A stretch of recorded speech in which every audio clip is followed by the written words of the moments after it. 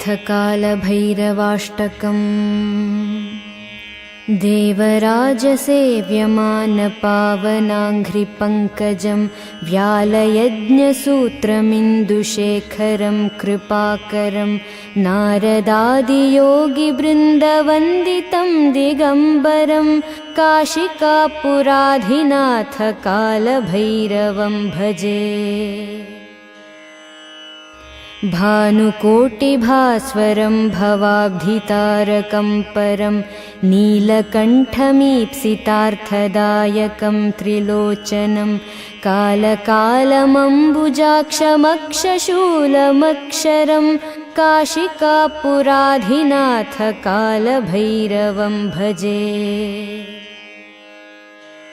शूलटङ्कपाशदण्डपाणिमादिकारणं श्यामकायमादिदेवमक्षरं निरामयं भीमविक्रमं प्रभुं विचित्रताण्डवप्रियं काशिकापुराधिनाथ कालभैरवं भजे। भुक्तिमुक्तिदायकं प्रशस्तचारुविग्रहं भक्तवत्सलं स्थिरं समस्तलोकविग्रहं निक्वणन्मनोज्ञहेमकिङ्किणीलसत्कटिं काशिकापुराधिनाथ कालभैरवं भजे। धर्मसेतुपालकं त्वधर्ममार्गनाशकं कर्मपाशमोचकं सुशर्मदायकं विभुं स्वर्णवर्णकेशपाशशोभिताङ्गनिर्मलं काशिकापुराधिनाथ कालभैरवं भजे। रत्नपादुकाप्रभाभिरामपादयुग्मकं नित्यमद्वितीयमिष्टदैवतं निरञ्जनं मृत्युदर्पनाशनं करालदंष्ट्रभूषणं काशिकापुराधिनाथ कालभैरवं भजे।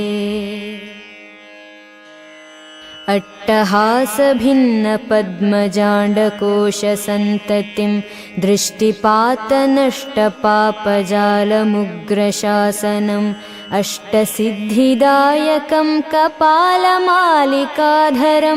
काशिकापुराधिनाथ कालभैरवं भजे।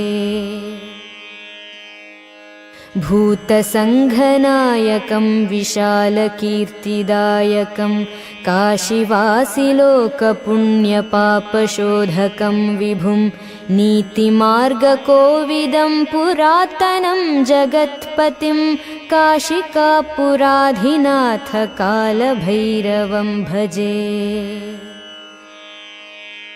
कालभैरवाष्टकं पठन्ति ये मनोहरं ज्ञानमुक्तिसाधकं विचित्रपुण्यवर्धनं शोकमोहलोभदैन्यकोपतापनाशनं ते प्रयान्ति कालभैरवाङ्घ्रिसन्निधिं ध्रुवं ते प्रयान्ति कालभैरवाङ्घ्रिसन्निधिं ध्रुवम्।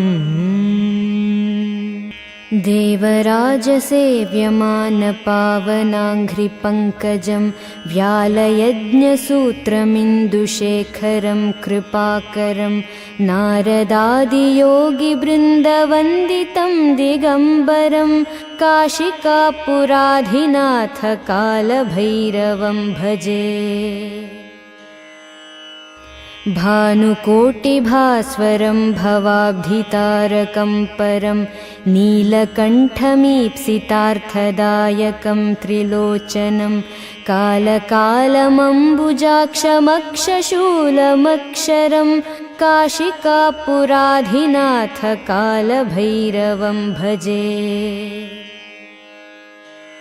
शूलटङ्कपाशदण्डपाणिमादिकारणं श्यामकायमादिदेवमक्षरं निरामयं भीमविक्रमं प्रभुं विचित्रताण्डवप्रियं काशिकापुराधिनाथ कालभैरवं भजे। भुक्तिमुक्तिदायकं प्रशस्तचारुविग्रहं भक्तवत्सलं स्थिरं समस्तलोकविग्रहं निक्वणन्मनोज्ञहेमकिङ्किणीलसत्कटिं काशिकापुराधिनाथ कालभैरवं भजे। धर्मसेतुपालकं त्वधर्ममार्गनाशकं कर्मपाशमोचकं सुशर्मदायकं विभुं स्वर्णवर्णकेशपाशशोभिताङ्गनिर्मलं काशिकापुराधिनाथ कालभैरवं भजे। रत्नपादुकाप्रभाभिरामपादयुग्मकं नित्यमद्वितीयमिष्टदैवतं निरञ्जनं मृत्युदर्पनाशनं करालदंष्ट्रभूषणं काशिकापुराधिनाथ कालभैरवं भजे। अट्टहासभिन्नपद्मजाण्डकोशसन्ततिं दृष्टिपातनष्टपापजालमुग्रशासनम् अष्टसिद्धिदायकं कपालमालिकाधरं काशिकापुराधिनाथ कालभैरवं भजे। भूतसङ्घनायकं विशालकीर्तिदायकं काशीवासिलोकपुण्यपापशोधकं विभुं नीतिमार्गकोविदं पुरातनं जगत्पतिं काशिकापुराधिनाथ कालभैरवं भजे।